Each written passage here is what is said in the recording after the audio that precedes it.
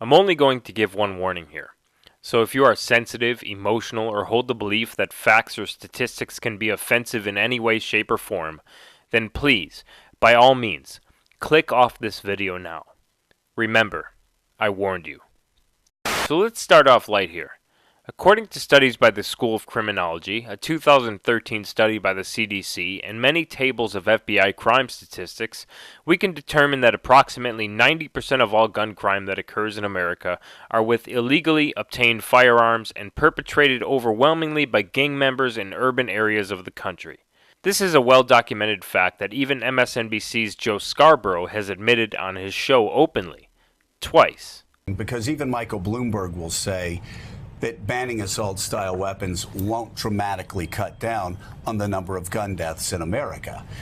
The problem has much more to do with handguns illegally moving around in areas like Chicago. True that like only 3% of murders and crimes are committed with guns from people who actually purchase those guns. Isn't this a big trafficking problem too? Sure. America has 33,000 street gangs here according to the FBI, and we have the most gang activity per capita of any of the other developed countries in the world, and it's not even close.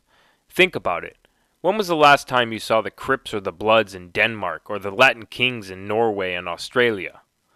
The only countries with more gun crime than we have here are countries with more gang crime and more diverse populations. Examples like Honduras, Colombia, Mexico, Brazil, and Venezuela come to mind, where gun ownership for citizens is virtually outlawed. These countries have 6 times the amount of gun crime that America does, despite the fact that they have around 60 times less guns than we do here. In Honduras, for example, the security at all of their schools are very similar to the security of Gitmo or Area 51. In Baltimore, St. Louis, Chicago, and many other cities, the gun crime in general is higher than other cities in the country. And over 90% of the crime guns that are obtained and seized by police are guns that were purchased on the street. The common myth that we hear is that gang members facing strict gun laws will just simply travel to a neighboring state, fork over their driver's license and social security number, and purchase their guns legally at a gun store. But statistically, this couldn't be further from the truth. Even if this was the case, then surely Vermont would make New York more dangerous than Chicago, and Arizona would make LA more dangerous than Detroit. Not to mention, then by that logic, both Vermont and Arizona should then be both 2 of the most dangerous states in America, since they are both concealed carry states. But they're not. Why? Because all of the empirical data shows that crime guns are purchased illegally and used in crimes by gang members. Even CBS admits this in a segment they did about how gang members in Chicago obtain their weapons. Where do you get a gun like this? Where did you get this gun? Shit, we got off the streets, people sell them. How easy is it for someone to get a gun? That easy. You want one? Yeah. No. Just like that. That's how easy. In Chicago, in 2015, for example, 75% of all murder victims were black, 71% of the perpetrators of all murders were black, 83.4% of murders were caused by shootings, 97% of the shooting murders were caused with handguns, and 78% of those convicted already had previous criminal convictions and criminal history. Thus, definitively proving that most crime guns are purchased illegally on the street, like in the above scenario I showed you. I think most people realize now that it's not just the AR-15 they're coming after anymore. Surely the anti-gun crowd are at the very least aware that AR-15s account for less deaths in America than hammers. Surely they know that according to all national databases of mass shootings, like this one, that the AR-15 has only accounted for 6 of the past 96 mass shootings since 1982. They must know that almost all mass shootings and gun crime in general in America occur with handguns, right? Maybe not.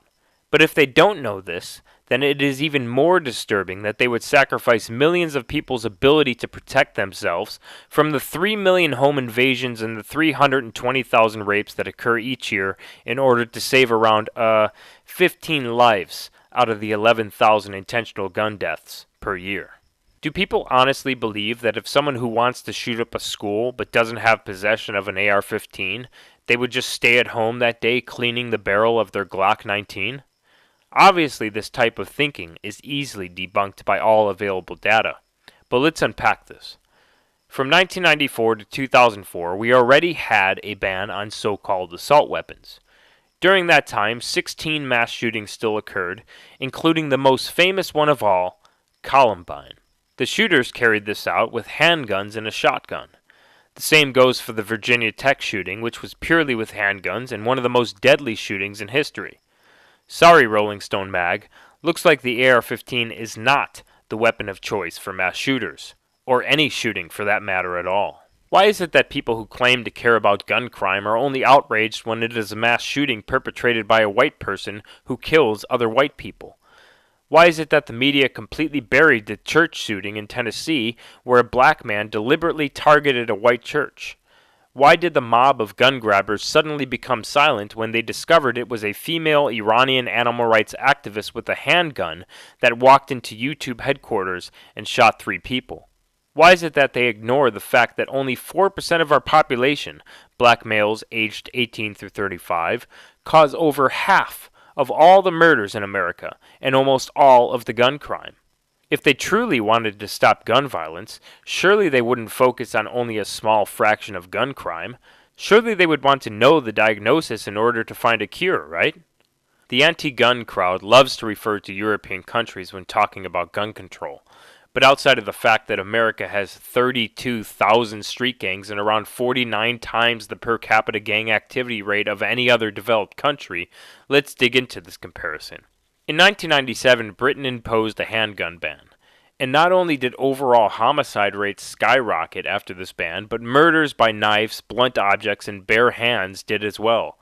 The underlying issue was never addressed, and it's only getting worse there. The leaders of countries like this never focus on why people are killing people or who is perpetrating the crime, but rather direct all of their focus on the tool that they use to kill. This obviously is a losing tactic, and they saved 0 lives doing this. And not to mention, London isn't doing so hot. Yes. 24 hours in London, a 17-year-old girl and a 16-year-old boy shot dead and another teenager stabbed. The killings over the Easter period have shocked Britain. British police investigated 37 killings in the capital in February and March, compared to 32 homicides in New York City. A campaign was launched last month called Knife Free, which aims to use true stories to persuade young people of the dangers of carrying knives. But exactly what is the difference between America's urban areas and Norway's? What is the difference between Denmark's inner cities and America's? How about Sydney, Australia versus Chicago, Dublin, Ireland versus Baltimore, or Edinburgh, Scotland versus St. Louis? If you look at states in America where gun laws are lax, like in Vermont, Maine, Idaho, and New Hampshire, where they all have permitless constitutional carry, and the populations and demographics are comparable to the cities I mentioned, the homicide rate and crime rates are actually nearly identical. I wonder why. Another case gun grabbers love to refer to is Australia, where they had a mandatory gun buyback program in 1996 after the Port Arthur massacre that killed 35 people. Aside from the fact that this buyback was only targeted at certain weapons and it was not a gun ban, today Australia actually has more privately owned guns than before the buyback program even happened, and the gun legislation itself didn't even save any lives. Sure, the gun deaths decreased, of which there were very few to begin with, but the overall homicide rate and murder rate stayed the same for a full 6 years after the buyback. As a matter of fact, the murder rate actually increased some years following the 1996 gun amnesty up until 2002. In that same period of time, from 1996 to 2002, America's homicide rate saw a larger decrease than Australia. America's per capita murder rate went from 7.4 to 5.4, which was a 2-point drop, while Australia's went from 1.6 to 1.8, a 0.2 mark increase. Once again, let's look at the white murder rate here in America next to the murder rate in Australia. Pretty close, huh? And then we have London and the UK as a whole. Currently in the UK, they are facing the largest rise in knife murders they have ever seen. The amount of knife crime is currently so high in the UK that they have placed knife amnesty and knife turn-in bins all throughout their townships. The City of London has outpaced New York's murder rate for the past 2 months, and it's only going to get worse there. Teens are being stabbed and killed there every day.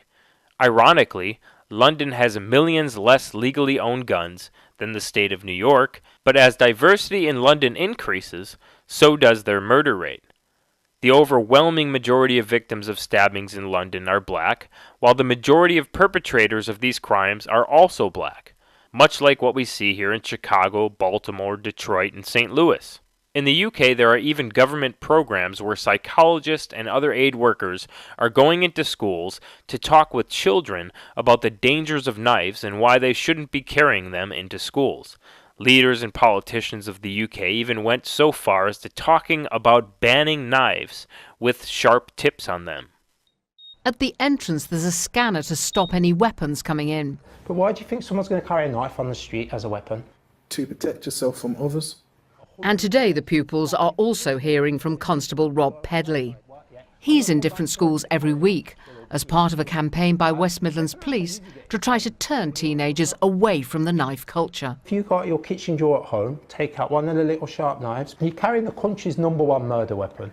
They're currently planning on banning home deliveries of knives and making sure people are 18 years old to purchase these knives. The current violent crime rate per capita in the UK is around 933 per 100,000. In America, it is actually 3 times less, at approximately 300 per 100,000. But according to them, since the virtual ban on guns there, they're doing quite well. Most politicians listened and acted. Laws were changed, handguns were banned, and the level of gun violence in Britain is now one of the lowest in the world. There have been no more school shootings. In the UK, they even built a 100-foot sculpture out of 100,000 knives that were involved in crimes and murders there. Leaders in the UK will never openly admit that the rise in violent crime they're having, along with the rise in knife murders, has anything to do with the rise in immigration and the decrease in white population. So they will probably pass laws shortly to make tipped knives illegal to own.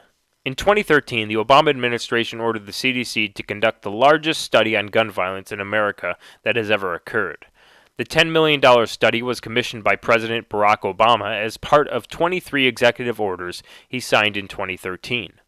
The Institute of Medicine and the National Research Council released the results of their research through the CDC that month. Researchers compiled data from previous studies in order to guide future research on gun violence, noting that estimates indicated that defensive guns were used in anywhere between 500,000 and 3 million crimes per year. If you take suicides out of the equation, we are left with approximately 11,000 murders that occur by gun each year in America. It is important to note that this is 3 times less than what the flu kills yearly, but I digress. So if guns stop anywhere between 500,000 and 3 million crimes per year, doesn't the good outweigh the bad? On average, around 3 million homes are broken into each and every year, and 1/3 of those homes are occupied at the time of the break-in. It takes just a quick search on YouTube to find hundreds of thousands of clips of people defending their homes, families, and businesses with their legally owned guns to find the answer to the question. And to come to the conclusion that maybe our focus just isn't in the right place. Fascism comes to America, it will come under the guise of anti-fascism.